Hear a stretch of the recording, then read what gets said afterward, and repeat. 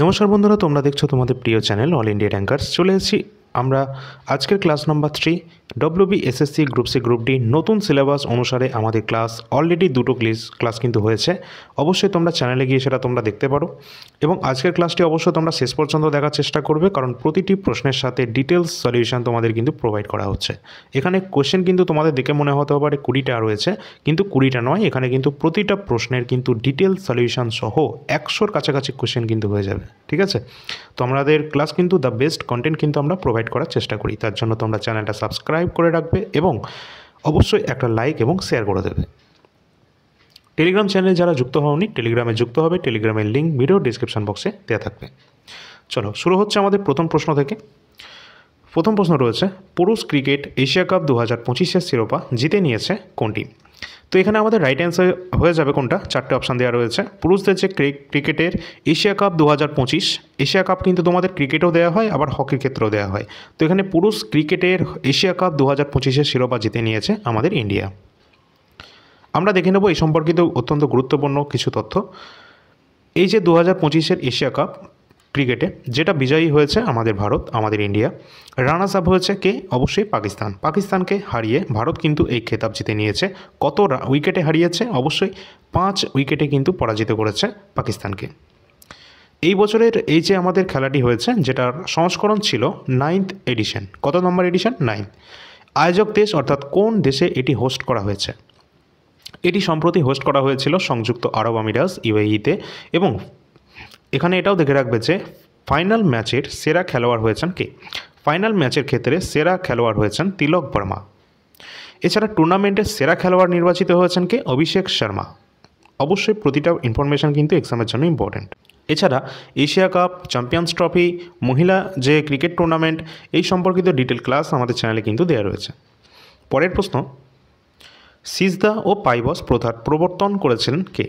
তো সিজদা পাইবস প্রথার প্রবর্তক কে রয়েছেন? 4টে অপশান দেওয়া রয়েছে। অপশান অনুসারে আমাদের সঠিক অ্যান্সার হয়ে যাবে গিয়াসউদ্দিন বলবন। গিয়াসউদ্দিন বলবন তিনি কিন্তু সিজদা এবং পাইবস প্রথা তিনি কিন্তু চালু করেছেন। তিনি নিজেকে কিন্তু আল্লাহর সন্তান বলে মনে করতেন, আল্লাহর প্রতিনিধি বলে মনে করতেন, এবং তিনি কিন্তু প্রথম এই যে একটা পার্সিয়ান ফেস্টিভ্যাল রয়েছে নওরোজ, এটি কিন্তু তিনি প্রথম প্রবর্তন করেছেন। এটাও পরীক্ষায় কিন্তু চলে আসে। আর তিনি কিন্তু একজন ছিলেন 40 চক্রের মধ্যে। ঠিক আছে, 40 চক্রের যে সদস্য ছিল তার মধ্যে তিনি কিন্তু একজন ছিলেন। আর এই গিয়াসউদ্দিন বলবন কিন্তু 40 চক্রকে তুলিয়ে দিয়েছিলেন। এখানে আমরা দেখে নেব গুরুত্বপূর্ণ তথ্য, যেমন ঐতিহাসিক প্রথা এবং কিছু প্রবর্তন রয়েছে তাদের। যেমন দাগ এবং হুলিয়া প্রথা। দাগ হুলিয়া প্রথা দিল্লির কোন সুলতান চালু করেছিলেন? আলাউদ্দিন খলজি। আলাউদ্দিন খলজি তিনি কিন্তু রেশনিং ব্যবস্থাও চালু করেন। কবুলিয়ত এবং পাট্টা প্রথা, এই দুটি প্রবর্তন করেছিলেন কে? শেরশাহ। শেরশাহ জিটি রোডও কিন্তু তৈরি করেছেন। মনসবদারি প্রথা, মনসবদারি প্রথা প্রবর্তন করেছেন কে? সম্রাট আকবর। বাংলা যে কৌলিন্য প্রথা রয়েছে, কৌলিন্য প্রথা প্রবর্তন করেন কে? বল্লাল সেন। সিজদা এবং পাইবস প্রথা এই দুটি কিন্তু চালু করেছিলেন গিয়াসউদ্দিন বলবন, যেটা আমরা দেখেই নিয়েছি।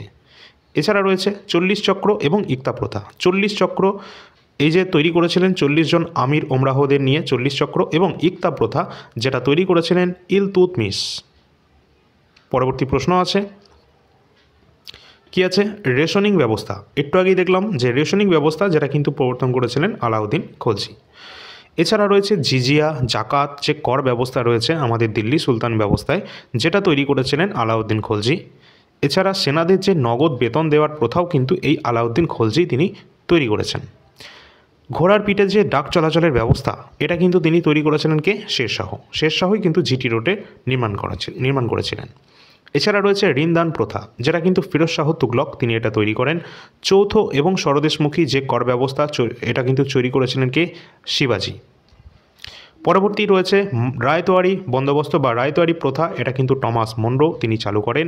মহলওয়ারি ব্যবস্থা, যেটা কিন্তু হল্ট ম্যাকেনজি ইনি কিন্তু তৈরি করেছিলেন। এই প্রতিটা ইনফরমেশন যেগুলো তোমাদের এখানে দেওয়া হয়েছে, পরীক্ষায় কিন্তু এর বাইরে কোনো প্রশ্ন থাকবে না। এখান থেকেই পরীক্ষায় কিন্তু প্রশ্ন তোমাদের বারবার চলে আসবে।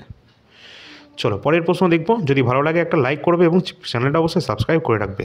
এছাড়া ডব্লিউবিএসএসসির জন্য তোমাদের এইভাবে ক্লাস তো চলছে তোমাদের সাবজেক্ট অনুসারে, মানে এটা সাবজেক্ট অনুসারে নয়, এটা তোমাদের সিলেবাস অনুসারে একদম পরপর সমস্ত কোশ্চেন কিন্তু এখানে নেওয়া রয়েছে। এছাড়া তোমাদের সাবজেক্ট ওয়াইজ ক্লাস, যেমন ইতিহাস থেকে, পলিটি থেকে, জিওগ্রাফি থেকে গুরুত্বপূর্ণ যে প্রশ্নগুলো রয়েছে না, সেগুলো নিয়ে খুব তাড়াতাড়ি ক্লাস কিন্তু শুরু হয়ে যাবে এবং তার এক্সট্রা ইনফরমেশনের সাথে। অবশ্যই তার জন্য চ্যানেলটা সাবস্ক্রাইব করে রাখবে সকলে, খুব তাড়াতাড়ি তোমরা সেটা দেখতে পাবে। চলে পরের প্রশ্ন রয়েছে, কাশ্মীরের নববর্ষ উৎসব এটি কী নামে পরিচিত? কাশ্মীরের যে নববর্ষ উৎসব রয়েছে, যেটা কিন্তু নরোজ আমাদের রাইট অ্যান্সার হয়ে যাবে।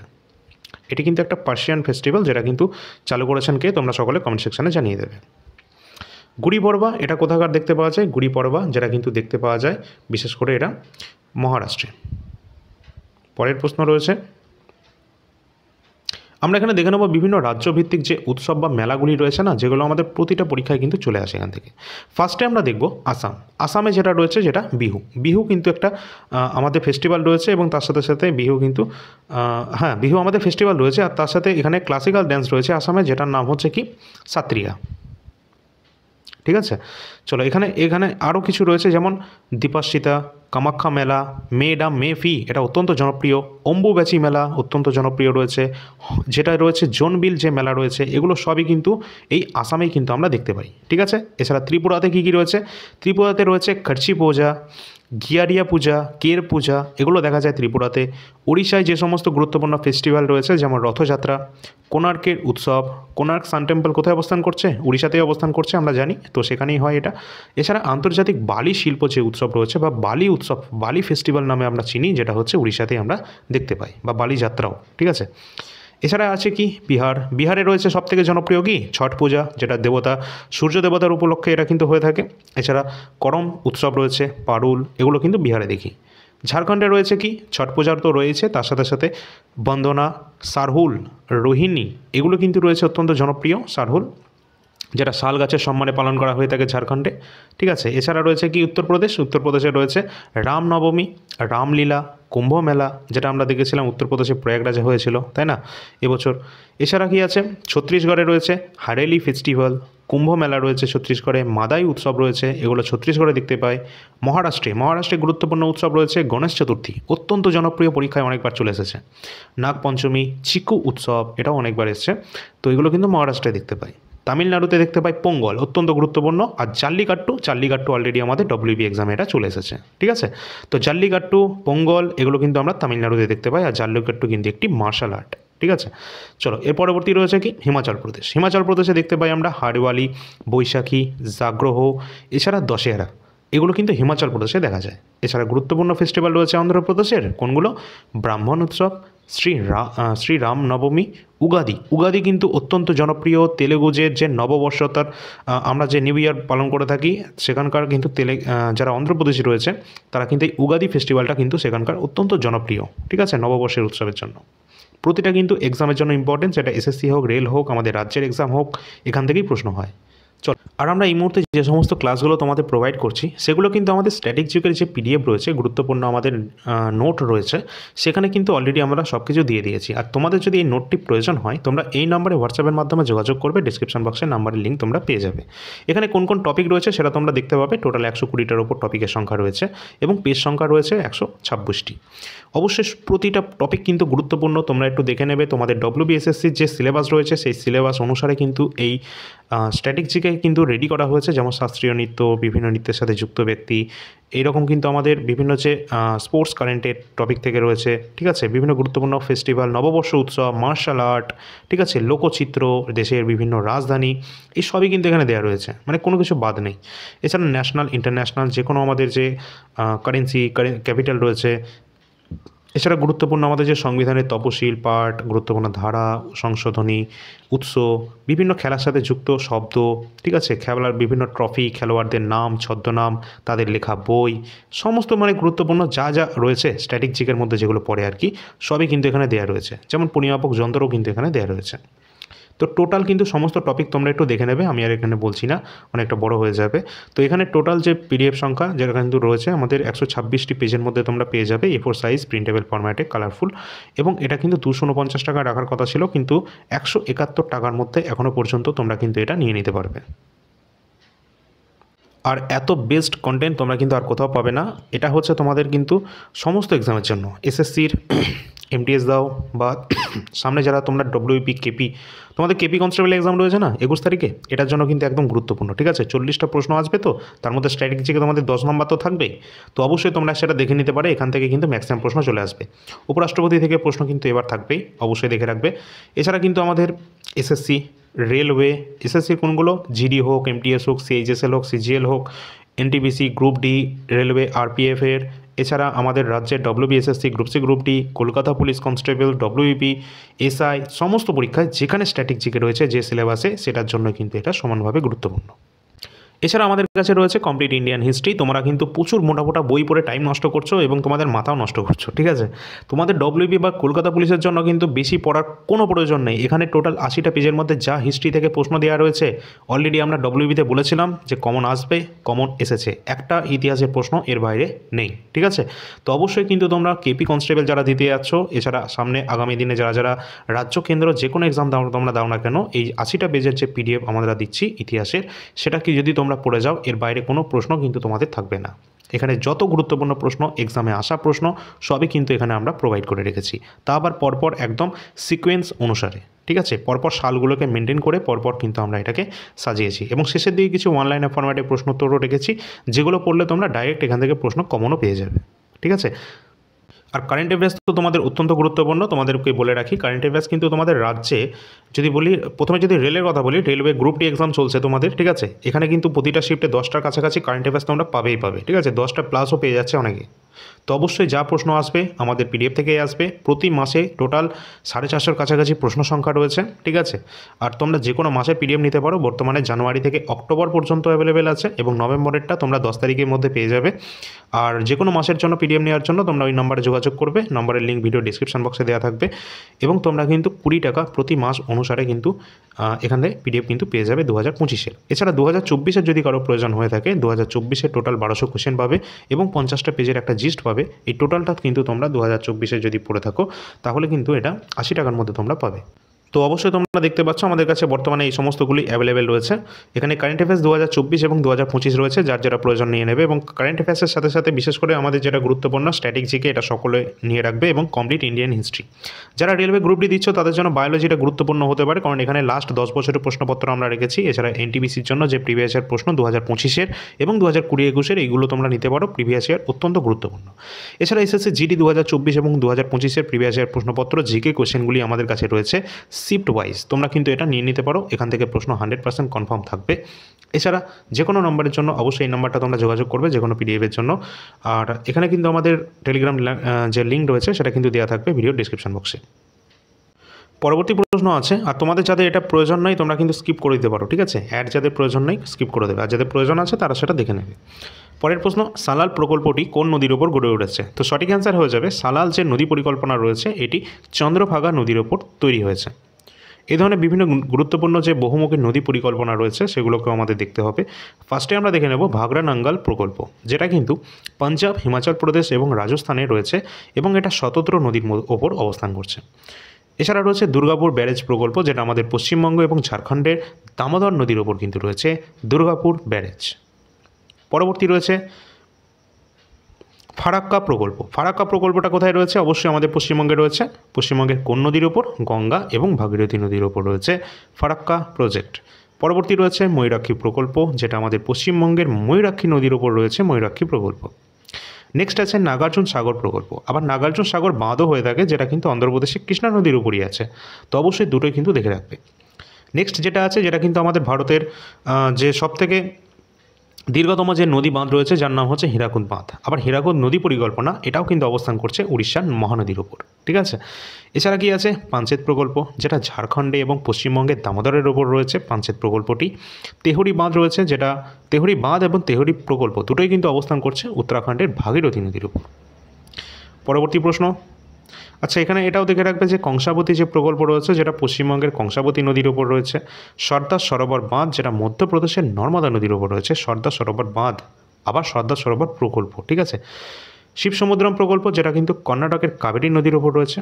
এছাড়া সালাল প্রকল্পটি রয়েছে চন্দ্রভাগা নদীর ওপর। প্রতিটা প্রশ্ন কিন্তু এক্সামের জন্য ইম্পর্টেন্ট, এবং এই সমস্ত প্রশ্ন এবং গুরুত্বপূর্ণ নদী বাঁধ, গুরুত্বপূর্ণ প্রকল্প এবং গুরুত্বপূর্ণ জলপ্রপাত, এখান থেকে এই প্রশ্নগুলি হয়ে থাকে। আর এগুলি সবই কিন্তু আমাদের স্ট্যাটিক জিকের পিডিএফে দেওয়া রয়েছে। পরের প্রশ্ন, প্রথম ব্লাইন্ড মহিলা টি20 বিশ্বকাপ 2025 কে জিতে নিয়েছে? অবশ্যই ইম্পর্টেন্ট। প্রথম ব্লাইন্ড মহিলা টি20 বিশ্বকাপ জিতে নিয়েছে 2025-এর রাইট অ্যান্সার হয়ে যাবে আমাদের ইন্ডিয়া, আমাদের ভারত। তার জন্য একটা লাইক হয়ে যাক। আর এখানে কিন্তু ভারত এই 2025-এ সম্প্রতি অনেকগুলো কিন্তু আমাদের ট্রফি জিতে নিয়েছে, সেগুলো কিন্তু অলরেডি আমরা চ্যানেলে আলোচনা করেছি কারেন্ট অ্যাফেয়ার্সে। আর তোমরা চাইলে আর একটা তোমাদের এই সম্পর্কিত ক্লাস দিয়ে দেওয়া হবে। এটাই প্রশ্নটা আমাদের স্পোর্টস কারেন্ট অ্যাফেয়ার্স থেকে ছিল। এছাড়া আমরা এখানে দেখব ভারতের যে ব্লাইন্ড মহিলা দল 2025 সালের প্রথম ব্লাইন্ড টি20 বিশ্বকাপ জিতে ইতিহাস তৈরি করে নিয়েছে। এবারের বিজয়ী হয়েছে আমাদের ইন্ডিয়া, রানার্স আপ ছিল আমাদের প্রতিবেশী দেশ নেপাল, এবং আয়োজন হয়েছিল কোথায়? হোস্ট করা হয়েছিল শ্রীলঙ্কার কলম্বোর পি সারা ওয়াভেলে। ফাইনালে এটি কিন্তু খেলাটি এখানেই হয়েছিল, শ্রীলঙ্কাতে। পরবর্তী রয়েছে ম্যাচের যে সেরা খেলোয়াড়, যেটা ফাইনালে হয়েছে কে? অবশ্যই ভারত থেকে ফুলা সারিন, যিনি 27 বলে অপরাজিত 44 রান করে ম্যাচ জয়ী খেলোয়াড়কে নির্বাচিত হয়েছিলেন। তিনি কিন্তু 27 বলে, এখানে সেটা কিন্তু দেখে রাখবে, অর্থাৎ তিনি কিন্তু 27 বলে 44 রান করে তিনি কিন্তু এখানে জয়লাভ করেছেন। পরবর্তী প্রশ্ন আছে গোল্ডেন বিপ্লব, এটা কিসের সাথে সম্পর্কিত? তো এখানে কিন্তু গোল্ডেন বিপ্লবের কথা বলা হয়েছে, যেটা কিন্তু অবশ্যই আমাদের রাইট অ্যান্সার কোনটা হয়ে যাবে? চারটে অপশান রয়েছে। হর্টিকালচার, অপশান নাম্বার ডি সঠিক অ্যান্সার হয়ে যাবে। এখানে তোমরা দেখে রাখবে যে বিভিন্ন গুরুত্বপূর্ণ আমাদের বিপ্লবগুলি রয়েছে, সেই সম্পর্কিত তথ্য আমাদের দেখে নিতে হবে, যেমন সবুজ বিপ্লব। আর তোমাদের কিন্তু এখানে কিন্তু বলে রাখি যে কৃষি সম্পর্কিত এটা বিপ্লব রয়েছে। আর সবুজ বিপ্লব যেটা রয়েছে না, এখান থেকে প্রশ্ন তোমাদের এটাও আসতে পারে যে 2024-এ MS স্বামীনাথন, যিনি কিন্তু ভারতের সবুজ বিপ্লবের জনক ছিলেন, ঠিক আছে, আমাদের ভারতের সবুজ বিপ্লবের জনককে MS স্বামীনাথন, যাকে কিন্তু 2024-এ মরণোত্তর ভারতরত্ন পুরস্কারে সম্মানিত করা হয়েছে। এছাড়া বিশ্বের সবুজ বিপ্লবের জনক কে রয়েছে? যার নাম রয়েছে নরম্যান বোরলগ, ঠিক আছে। আর এখান থেকে শ্বেত বিপ্লব থেকে এটাও আসতে পারে যে শ্বেত বিপ্লবের জনককে, যেটা কিন্তু ভার্গিস কুরিয়েন। যাই হোক, এখানে আমরা দেখে নেব গুরুত্বপূর্ণ বিপ্লবগুলো। ফার্স্টে রয়েছে সবুজ বিপ্লব, যেটা ধান এবং গম উৎপাদনের সাথে সম্পর্কিত রয়েছে। নীল বিপ্লব, যেটা কিন্তু মৎস্য উৎপাদনের সাথে সম্পর্কিত রয়েছে, নীল বিপ্লব। শ্বেত বিপ্লব বা হোয়াইট রেভলিউশন, যেটা কিন্তু রয়েছে দুগ্ধ উৎপাদনের সাথে। এছাড়া রয়েছে হলুদ বিপ্লব। হলুদ বিপ্লব রয়েছে তৈল বীজ উৎপাদনের সাথে সম্পর্কিত। লাল বিপ্লব রয়েছে টমেটো এবং মাংস জাতীয় যে খাদ্য রয়েছে সেগুলিকে উৎপাদন বাড়ানোর ক্ষেত্রে লাল বিপ্লব। এছাড়া রয়েছে গোলাপি বিপ্লব, যেটা পেঁয়াজ এবং চিংড়ি উৎপাদনের সাথে সম্পর্কিত। পরবর্তী রয়েছে কালো বিপ্লব, যেটা কিন্তু পেট্রোলিয়াম উৎপাদনের সাথে সম্পর্কিত। এছাড়া আছে সোনালী বিপ্লব, যেটা মধু এবং ফলের উৎপাদনের সাথে সম্পর্কিত রয়েছে। রূপালী বিপ্লব রয়েছে ডিমের উৎপাদনের সাথে সম্পর্কিত। এছাড়া রয়েছে গোল বিপ্লব, যেটা কিন্তু আলু উৎপাদনের সাথে সম্পর্কিত রয়েছে। ধূসর বিপ্লব সার উৎপাদনের সাথে সম্পর্কিত। এছাড়া সোনালী তন্তু বিপ্লব রয়েছে পাটের উৎপাদনের ক্ষেত্রে, সোনালী তন্তু বিপ্লব। নেক্সট আছে রূপালী তন্তু বিপ্লব, যেটা কিন্তু তুলার সাথে সম্পর্কিত, কার্পাস তুলা উৎপাদনের সাথে সম্পর্কিত রয়েছে, রূপালী বিপ্লবের সাথে সম্পর্কিত। আর অবশ্যই তোমরা দেখতে পাচ্ছ এই সমস্ত ইনফরমেশান কিন্তু আমরা স্ট্যাটিক জিকের পিডিএফ থেকে নিয়েছি। অবশ্যই তোমরা যদি এই পিডিএফটা নিয়ে নাও আমাদের থেকে, তাহলে কিন্তু তোমরা অনেক উপকৃত হবে, কারণ কোনো পরীক্ষা এমন নেই যেখানে স্ট্যাটিক জিকে থেকে প্রশ্ন আসে না। তোমরা দেখতে পাচ্ছ কতটা গুরুত্বপূর্ণ এই পিডিএফটি। অবশ্যই তোমরা কিন্তু নিয়ে নেওয়ার চেষ্টা করবে সকলে। আর এখানে থেকে যা আমরা নিয়েছি সবই কিন্তু এই স্ট্যাটিক জিকের পিডিএফ থেকে এগুলো তুলে নিয়েছি। এছাড়া যারা নিতে পারবে না ভাবছো, তাদের জন্য তো আমরা ক্লাস প্রোভাইড করছি এবং আগামী দিনে করতে থাকবো। চলো পরের প্রশ্ন দেখি। ভারতের প্রথম মহিলা মুখ্যমন্ত্রীর নাম কি? অবশ্যই ভারতের প্রথম মহিলা মুখ্যমন্ত্রী, যার নাম Sucheta Kripalani. Option number B আমাদের রাইট অ্যান্সার হবে। এটা কিন্তু তিনি কোথা থেকে? উত্তরপ্রদেশ থেকে বিলং করছেন। আর তার সাথে সাথে কিন্তু আরেকটা প্রশ্ন হয় যে ভারতের প্রথম মহিলা রাজ্যপালের নাম কি? যেটা কিন্তু সরোজিনী নাইডু। অপশান নাম্বার এ যেটা রয়েছে সেক্ষেত্রে রাইট অ্যান্সার এটা হবে রাজ্যপালের ক্ষেত্রে। আর ইনি কোথা থেকে? ইনিও কিন্তু উত্তরপ্রদেশ থেকে। পরীক্ষায় দুটো প্রশ্নই হয়ে থাকে, তো অবশ্যই দেখে রাখবে, প্রশ্ন দুটোই গুরুত্বপূর্ণ। পরের প্রশ্ন আছে, আচ্ছা দেখে নেব ভারতের প্রথম কিছু গুরুত্বপূর্ণ তথ্য। ভারতের প্রথম মহিলা, ফার্স্টে রয়েছে প্রথম মহিলা লোকসভার অধ্যক্ষ রয়েছেন কে? তো এখানে শ্রীমতী মীরা কুমার, তিনি কিন্তু ভারতের প্রথম মহিলা লোকসভা স্পিকার। এছাড়া প্রথম মহিলা সুপ্রিম কোর্টের বিচারপতি রয়েছেন কে? মীরা সাহিব ফাতিমা বিবি। এখানে কিন্তু দেখে রাখবে, এই নামটা গুরুত্বপূর্ণ। এছাড়া প্রথম মহিলা হাইকোর্টের বিচারপতির নাম কি, যেটা কিন্তু অবশ্যই আন্না চণ্ডী, এখানে অপশান নাই, এখানে কিন্তু আমাদের উত্তরই দেওয়া রয়েছে, তো দেখে নেবে। এছাড়া পরের প্রশ্ন আছে, প্রথম মহিলা হাইকোর্টের প্রধান বিচারপতির নাম কি, লীলা সেঠ, পরীক্ষা অনেকবার এসেছে। এছাড়া রয়েছে প্রথম মহিলা রাষ্ট্রদূত, ঠিক আছে, তো রাষ্ট্রদূতের নাম কি, বিজয়লক্ষ্মী পণ্ডিত। পরবর্তী আছে কি, এটা অলরেডি আমাদের এনটিপিসি সহ এসএসসি সমস্ত এক্সামেই প্রায় চলে এসেছে, ঠিক আছে। আচ্ছা, নেক্সট আছে প্রথম মহিলা আইপিএস অফিসারের নাম কি, তো কিরণ বেদি। কিরণ বেদির নাম আমরা প্রায় সকলেই জানি, প্রথম মহিলা আইপিএস। সমস্ত প্রশ্নের গুরুত্বপূর্ণ তথ্যগুলো কিন্তু অবশ্যই তোমরা মনে রাখার চেষ্টা করবে। পরবর্তী প্রশ্ন যার আগে তোমাদের একটু বলে দিই যে ডব্লিউবিসিএসের নোটিফিকেশান 2024-এর অলরেডি ফর্ম ফিল আপ চলছে এবং 2025-এরও ইন্ডিকেটিভ নোটিফিকেশান খুব তাড়াতাড়ি কিন্তু চলে আসবে এবং এই রিক্রুটমেন্ট দুটো খুব তাড়াতাড়ি সম্পন্ন করা হবে। তো তার জন্য ডব্লিউবিসিএসের প্রস্তুতির জন্য তোমরা প্রিলিমস এবং মেন্সের জন্য এখনও পর্যন্ত বাংলা ভাষায় সেরা একটি বই যদি আমি বলি, তাহলে কিন্তু তোমাদের প্রিলিমস তো ভালোভাবে কভার হয়ে যাবে এবং মেন্সও কিন্তু অনেকভাবে তোমরা কিন্তু এগিয়ে যেতে পারবে, যেটা হচ্ছে ডব্লিউবিসিএস ম্যানুয়াল 2026-এর নতুন বাংলা ভাষায় নিতিন সিংহানিয়া যে স্যার রয়েছেন, তার কিন্তু দশম যে এডিশন যে বই, সেটা কিন্তু অলরেডি চলে এসেছে, ঠিক আছে।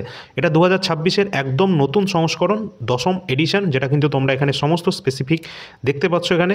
এবং এই বইটি কিন্তু যে একদম খাস তথ্য যেটা রয়েছে এখানে কিন্তু বাংলা ভাষায় তো রয়েছে, সমস্ত সাবজেক্ট এখানে দেওয়া রয়েছে, ইতিহাস, ভূগোল, পলিটি, অর্থনীতি, ঠিক আছে, স্ট্যাটিস্টিকে, কারেন্ট, সব কিছু যত গুরুত্বপূর্ণ তথ্য হয়ে থাকে সবই কিন্তু এই বইটিতে দেওয়া রয়েছে। বইটার দামটা একটু বেশি হলেও তোমরা নিয়ে নেওয়ার চেষ্টা করবে, কারণ এই বইটি যদি নিয়ে নাও তাহলে তোমাদের ডব্লিউবিসিএসের প্রিলিমস তো গ্যারেন্টি উদ্ধার হয়ে যাবে, তার সাথে সাথে মেন্সও তোমরা কিন্তু অনেকটা পরিমাণে এগিয়ে থাকবে। আর এই একটিমাত্র বই কিন্তু এখনও পর্যন্ত বাংলা ভাষায় সেরা বই রয়েছে। এই সমস্ত বইয়ের লিঙ্ক কিন্তু ভিডিও ডিসক্রিপশন বক্সে দেওয়া রয়েছে, তোমাদের প্রয়োজন হলে অনলাইন থেকে তোমরা কিন্তু এই বইটা অর্ডার করতে পারবে। এছাড়া রয়েছে ম্যাথের জন্য ডব্লিউবি এসএসসি গ্রুপ সি গ্রুপটি বা কলকাতা পুলিশ বা অন্যান্য আমাদের রাজ্যের বা কেন্দ্রের এক্সামের জন্য বাংলা ভাষায় ম্যাথের সেরা বই রয়েছে সুবীর দাসের ছায়া প্রকাশনীর যে বইটি। অবশ্যই বইয়ের লিঙ্ক ভিডিও ডিসক্রিপশনে দেওয়া থাকবে। এবং রিজনিংয়ের জন্য বই রয়েছে বেস্ট, যেটা আর এস আগরওয়ালের আগরওয়ালের বই রয়েছে এস চাঁদ। তোমাদের টেনশন নেই, সমস্ত বইয়ের লিঙ্ক আমি ভিডিও ডিসক্রিপশন বক্সে দিয়ে রাখবো। এবং পিএসসি ক্লার্কশিপ এবং যে মিসলেনিয়াস রয়েছে এবং ডব্লিউবি যে এসআই রয়েছে, কেপিএসআই রয়েছে, তাদের জন্য যে আমাদের বাংলা এবং ইংরেজি ডেসক্রিপটিভ বইয়ের যে বই দুটি রয়েছে, লীলা রয় এবং তপতি পাবলিকেশন, এই বইয়ের লিঙ্কও ভিডিও ডিসক্রিপশন বক্সে দেওয়া থাকবে, তোমরা ওখান থেকে পারচেস করতে পারবে।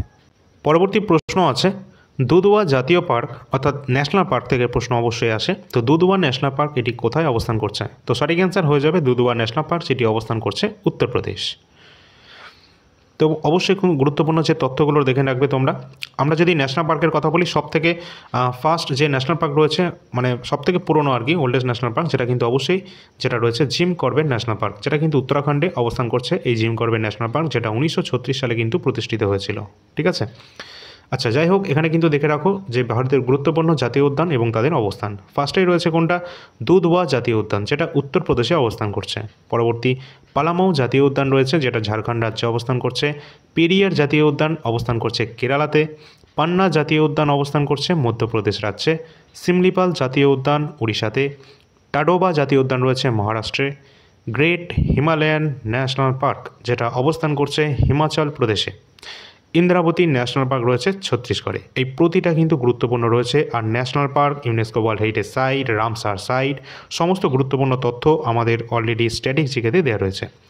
পরের প্রশ্ন আছে তত্ত্ববোধিনী পত্রিকার সম্পাদক ছিলেন কে, তো অপশান অনুসারে আমাদের রাইট অ্যান্সার হয়ে যাবে যে তত্ত্ববোধিনী পত্রিকার সম্পাদক ছিলেন Akshay Kumar Dutta, option number D সঠিক অ্যান্সার। এই সম্পর্কিত আমরা দেখব বিভিন্ন গুরুত্বপূর্ণ পত্রপত্রিকা এবং তাদের সম্পাদকের নাম।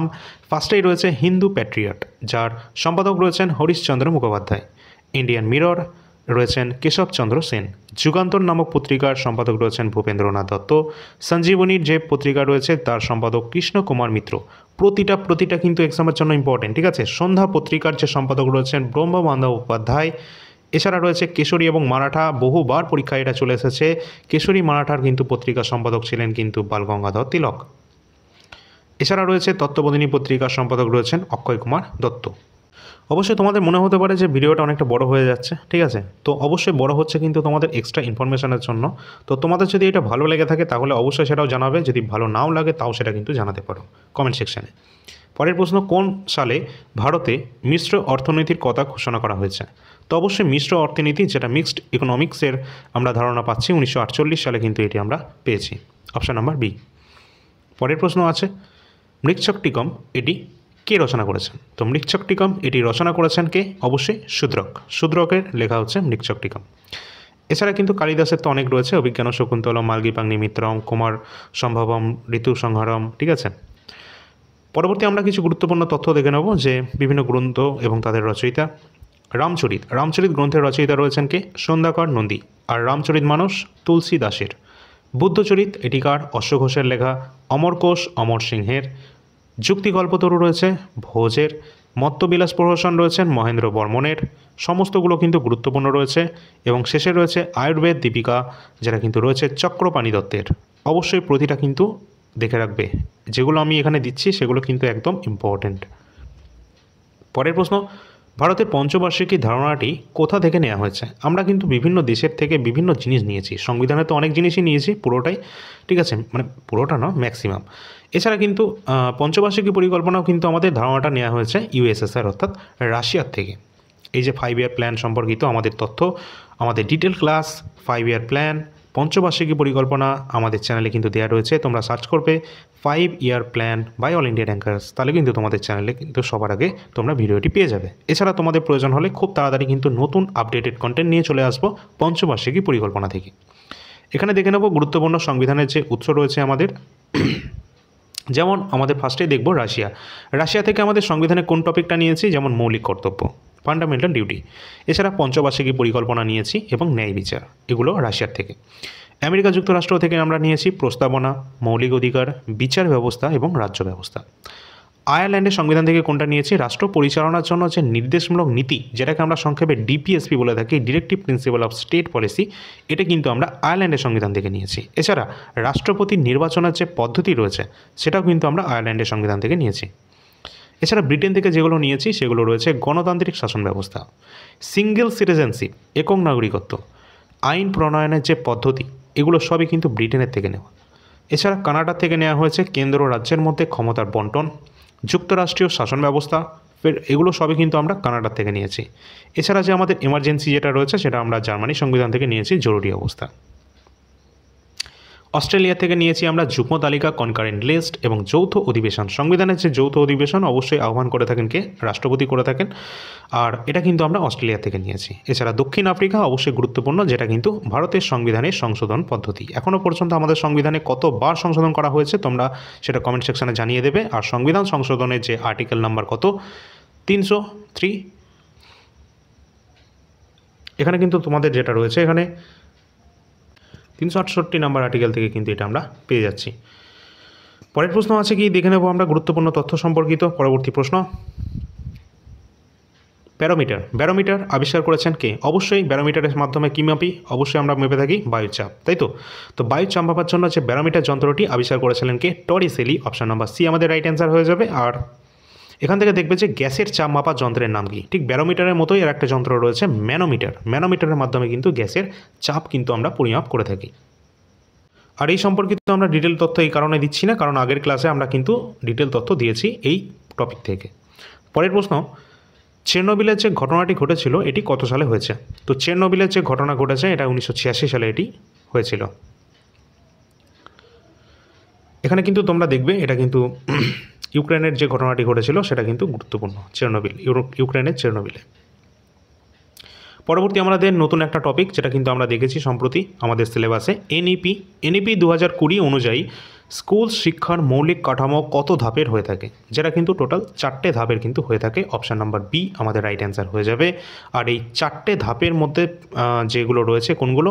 একটা রয়েছে 5+3+3+4। তো এটি কিন্তু রয়েছে টোটাল 4টি ধাপ। প্রথম যে 5 রয়েছে এটা কিন্তু প্রথম 5 বছরকে ইন্ডিকেট করছে, ঠিক আছে? চলো আমরা এই সম্পর্কিত একটু তথ্য দেখে নিই। যেমন এনইপি এর ফুল ফর্ম কী রয়েছে? National education policy. কার্যকর হয়েছে কত সালে? 2020 সালে। এই জন্যই এনইপি বলা হচ্ছে এটাকে। এবং পূর্ববর্তী কাঠামো অর্থাৎ এনইপি 2020 আগে স্কুল শিক্ষার কাঠামো ছিল 10+2, দশম শ্রেণী পর্যন্ত সাধারণ শিক্ষা এবং উচ্চ মাধ্যমিকের জন্য 2 বছর। কিন্তু নতুন কাঠামো এনইপি 2020 এই অনুযায়ী স্কুল শিক্ষার নতুন যে মৌলিক কাঠামো রয়েছে সেটা 5+3+3+4 কিন্তু রাখা হয়েছে। পরের প্রশ্ন আছে 1 কেবি বা কিলোবাইট এটা ইকুয়াল টু কত বাইট হয়ে থাকে? তো 1 কিলোবাইট মানে 1024 বাইট কিন্তু হয়ে থাকে। Option number B. পরের প্রশ্ন আছে সংবিধান থেকে রাইট টু এডুকেশন, আচ্ছা এখানে এডুকেশন থেকে আছে রাইট টু এডুকেশন, এটি কোন আইনটি কোন বছরে এটি চালু হয়েছে? তো রাইট টু এডুকেশন এটি কিন্তু চালু করা হয়েছে 2010-এ। আর এই যে আইনটা আনা হয়েছিল অবশ্যই তোমরা সেটা কমেন্ট সেকশানে জানিয়ে দেবে কবে। এখানে দেখব যে রাইট টু এডুকেশন কার্যকর হয়েছে 1 এপ্রিল 2010-এ এবং সংবিধানের ধারা নম্বর 21-এর এতে কিন্তু এটি রয়েছে। এবং বয়সসীমা কত রয়েছে? 6 থেকে 14 বছর বয়সী যে সমস্ত ছাত্রছাত্রী রয়েছে তাদেরকে এটা দেওয়ার কথা বলা হচ্ছে। এবং সংশোধনী যেটা কিন্তু 86 নম্বর সংশোধনী 2002 সালে 6 থেকে 14 বছর বয়সীদের বিনামূল্যে শিক্ষার যে অধিকার সেটাই কিন্তু এখানে বলা হচ্ছে। পরের প্রশ্ন, অরণ্যের অধিকার উপন্যাসটি কে লিখেছেন? অরণ্যের অধিকার যে উপন্যাসটি রয়েছে এটা কিন্তু মহাশ্বেতা দেবীর লেখা। অপশান নাম্বার এ আমাদের সঠিক অ্যান্সার হয়ে যাবে। এবং আমরা কিন্তু আরও গুরুত্বপূর্ণ কিছু সাহিত্যের বই এবং লেখক সম্পর্কিত তথ্য দেখে নেব। ফার্স্টেই রয়েছে আমাদের পথের পাঁচালী, যেটি কিন্তু বিভূতিভূষণ বন্দ্যোপাধ্যায়ের লেখা। গোড়া যে উপন্যাসটি রয়েছে আমাদের রবীন্দ্রনাথ ঠাকুরের লেখা। কমলাকান্তের দপ্তর যেটি রয়েছে এটি বঙ্কিমচন্দ্র চট্টোপাধ্যায়ের লেখা। 1084 মা এটা কার লেখা? এটা কিন্তু মহাশ্বেতা দেবীর লেখা। এবং তিতাস একটি নদীর নাম যেটা লিখেছেন অদ্বৈত মল্লবর্মণ। প্রতিটা কিন্তু এক্সামের জন্য গুরুত্বপূর্ণ, সেই কারণেই তোমাদের কিন্তু এখানে গুরুত্বপূর্ণ তথ্যগুলোই নেওয়া হয়েছে আমাদের স্ট্র্যাটেজিকের পিডিএফ থেকে। যদি তোমাদের ভালো লাগে একটা লাইক এবং চ্যানেলটি সাবস্ক্রাইব করে রাখবে। পরের প্রশ্ন আছে পান্নালাল ঘোষ কোন বাদ্যযন্ত্র বাজানোর সাথে বিখ্যাত ছিলেন তিনি? তো পান্নালাল ঘোষ তিনি কিন্তু একজন বিখ্যাত বাঁশি প্লেয়ার। তো ফ্লিউটের সাথে সম্পর্কিত রয়েছেন এই পান্নালাল ঘোষ, তার সাথে রয়েছেন আরও একজন যার নাম হচ্ছে হরিপ্রসাদ চৌরাশিয়া। ইনিও কিন্তু বিখ্যাত একজন বাঁশি বাদক। আমরা দেখে নেব গুরুত্বপূর্ণ বাঁশি বাদকের যার নাম রয়েছে। ফার্স্টেই হরিপ্রসাদ চৌরাশিয়া, পান্নালাল ঘোষ, রনু মজুমদার, এম রমণী এবং টি.আর. মহালিঙ্গম। এই নামগুলো কিন্তু তোমাদের রেলওয়ে এসএসসিতে প্রচুর পরিমাণে কিন্তু চলে আসে পরীক্ষায়। ঠিক আছে, তোমাদের যেটা এক্সামের জন্য গুরুত্বপূর্ণ প্রথম দুটো, একটা হরিপ্রসাদ চৌরাশিয়া এবং দ্বিতীয়টি পান্নালাল ঘোষ। চলো পরের প্রশ্ন এবং আমাদের শেষ প্রশ্ন চলে আসি। রয়েছে কি ভারতের রিজার্ভ ব্যাংকের প্রথম গভর্নরের নাম কি? অত্যন্ত গুরুত্বপূর্ণ। ভারতের রিজার্ভ ব্যাংকের প্রথম গভর্নরের নাম রয়েছে Osborne Smith. Option number A আমাদের রাইট অ্যান্সার। ভারতীয় রিজার্ভ ব্যাংক যেটা 1 এপ্রিল 1935-এ এটা কিন্তু প্রতিষ্ঠিত হয়েছে 1 এপ্রিল 1935-এ। এবং এটা কিন্তু মহারাষ্ট্রের মুম্বাইতে এর হেডকোয়ার্টার, যদিও হেডকোয়ার্টার ফার্স্টে কিন্তু আমাদের কলকাতাতেই ছিল, কিন্তু পরবর্তীতে স্থানান্তরিত হয়। এবং এখানে কিন্তু দেখে রাখবে এটা ন্যাশনালাইজ হয়েছিল কত সালে? 1949 সালে এটা কিন্তু জাতীয়করণ করা হয়েছিল। আর তোমরা অবশ্যই কমেন্ট সেকশানে এই অ্যান্সারটা তোমাদের থেকে এক্সপেক্ট করব যে সকলে যেন অ্যান্সারটা কমেন্ট সেকশানে দেবে। রিজার্ভ ব্যাংকের বর্তমান গভর্নরের নাম কি? আর রিজার্ভ ব্যাংকের আমাদের আগের যে গভর্নর ছিলেন না শক্তিকান্ত দাস, তিনি কিন্তু এখন প্রাইম মিনিস্টারের পিএ রয়েছেন, পার্সোনাল রয়েছেন, তিনি সেক্রেটারি রয়েছেন পিএস, তো পার্সোনাল সেক্রেটারি রয়েছেন এবং পিকে মিশ্রাও রয়েছেন। ঠিক আছে, আমাদের প্রাইম মিনিস্টারের। কিন্তু রিজার্ভ ব্যাংকের বর্তমান গভর্নরের নাম কি, অর্থাৎ শক্তিকান্তর পর যিনি নির্বাচিত হয়েছেন তার নাম কি? আর আমরা অলরেডি কিন্তু অ্যাপয়েন্টমেন্টের ক্লাসে সমস্ত টপিক তোমাদের গুরুত্বপূর্ণ নিয়োগ সাম্প্রতিককালে সকলে এটা কিন্তু দেখে নেবে, এটা কেউ মিস করবে না, কারণ এটা কিন্তু অত্যন্ত গুরুত্বপূর্ণ এমন একটা টপিক। এখান থেকে প্রশ্ন তোমাদের 1 থেকে 2 নম্বর পাক্কা আগামী কলকাতা পুলিশ কনস্টেবলে তোমরা দেখবে। এবং যারা রেলওয়ে গ্রুপ ডি এক্সাম দিচ্ছ প্রতিটা শিফটে তোমরা একটা করে প্রশ্ন এখান থেকে পাবে। অবশ্যই তোমরা এটা মাথায় রাখবে যে ডব্লিউবিপিতে বা ডব্লিউবিএসআইতে 2024-এর যে এক্সাম রয়েছে সেখানে কিন্তু কারেন্ট অ্যাফেয়ার্স ছিল না। বাট এটা কিন্তু নয় যে কারেন্ট অ্যাফেয়ার্স তোমাদের সিলেবাসে নেই, কলকাতা পুলিশে দেবে না এমনটা কিন্তু কখনোই হতে পারে না। ঠিক আছে, তো অবশ্যই পিআরবি কখন কী করে এটা কারোর মাথায় নেই। ঠিক আছে, অবশ্যই আমাদের কিন্তু এটা পড়ে যেতে হবে। আর তোমাদের জন্য কারেন্ট অ্যাফেয়ার্সের স্পেশাল ক্লাস কলকাতা পুলিশের জন্য বাছাই করা গুরুত্বপূর্ণ প্রশ্ন খুব শীঘ্রই চ্যানেলে চলে আসবে। এছাড়া তোমাদের জন্য হোমওয়ার্কের একটা কোশ্চেন থাকছে, বিসিসিআই এর নতুন সভাপতি হিসাবে নির্বাচিত করা হয়েছে কাকে? সঠিক অ্যান্সারটি তোমরা সকলে কমেন্ট সেকশানে জানিয়ে দেবে। এবং বিসিসিআই 1988 এটা প্রতিষ্ঠিত হয়েছিল। ঠিক আছে, চলো তো অবশ্যই তোমরা কিন্তু ছবি দেখতে পাচ্ছ। আশা করব সকলে কিন্তু অ্যান্সারগুলো দেবে, যেগুলো তোমাদের হোমওয়ার্কের কোশ্চেন থাকছে। সকলে কিন্তু বেশি মাত্রায় লাইক, শেয়ার এবং সাবস্ক্রাইব করে রাখবে, পারলে একটা করে হাইপ বটনে হাইপ করে দেবে। এবং ভিডিও শেষে তোমাদের বলে রাখি, বই যে সমস্ত তোমরা দেখতে পাচ্ছ WBCS এর এই বইটি কিন্তু অবশ্যই নিয়ে নেওয়ার চেষ্টা করবে, কারণ এই বইটা পড়লে না তোমাদের WBCS সহ অন্যান্য সমস্ত ওয়ান ডে কম্পিটিটিভ এক্সাম কোনো কোচিংয়েরই তোমাদের প্রয়োজন হবে না এই জিকে সেকশনের জন্য। এছাড়া কিন্তু রয়েছে সুবির দাসের ছায়া যে আমাদের ম্যাথের বই রয়েছে, RS আগরওয়ালের রিজনিংয়ের বই এবং ডেসক্রিপটিভ বাংলা ইংরেজির জন্য তোমাদের এই বই দুটি রয়েছে। সমস্ত বইয়ের লিঙ্ক কিন্তু ভিডিও ডেসক্রিপশন বক্সে দেওয়া থাকবে।